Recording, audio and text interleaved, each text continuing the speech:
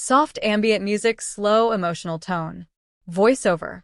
On an ordinary Tuesday morning inside the Providence Municipal Court, nobody expected anything extraordinary. But when a tired nurse walked in wearing faded blue scrubs, her story would silence the entire courtroom and bring Judge Frank Caprio to one of the most emotional decisions of his career. Court Officer.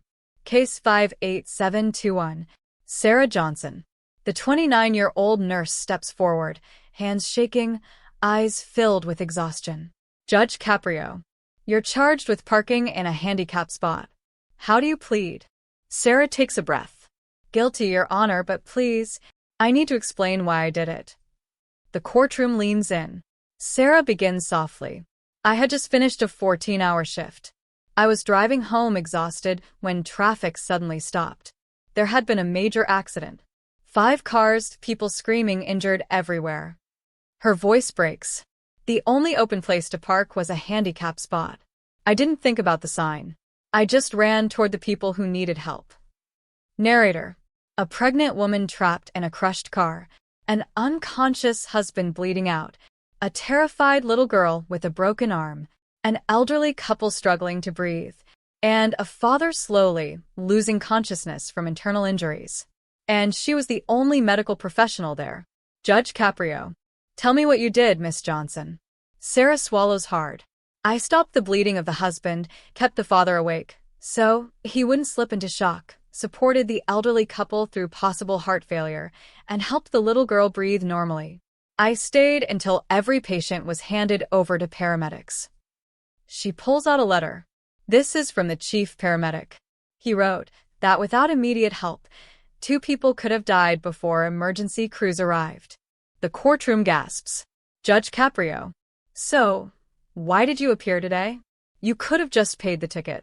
Sarah hesitates. My hospital has a 3 strikes policy. 3 violations, and you're terminated. This is my 3rd. If this ticket stays, I lose my job. The room falls into stunned silence. Sarah whispers, Nursing is my life, Your Honor. I can't lose it. A voice from the back. Your Honor, please let me speak. A man with a bandaged arm approaches. Michael Torres. She saved my life. I had internal bleeding. She kept me conscious. She stayed by my side the entire time. His pregnant wife steps forward. Jennifer. She kept me calm. She checked my baby. She cared for my husband like he was her own family. Then the elderly couple enters. Elderly man. If she wasn't there, my wife and I wouldn't be alive. And finally, the little girl with a cast. Sophia. She held my hand when I was scared. Please don't be mean to her. The courtroom is in tears. Judge Caprio removes his glasses. Miss Johnson, this court has heard many excuses. But today, we heard heroism. He pauses. You broke a rule to save the lives of people standing behind you. And this court will not punish someone who chose humanity over convenience. He lifts the gavel. Case dismissed. The courtroom erupts in applause. Sarah's eyes fill with tears. The people she saved surround her in gratitude. Judge Caprio continues. And I will write to your hospital personally. You should be honored, not punished for what you did. Narrator. The story spread across the city within hours.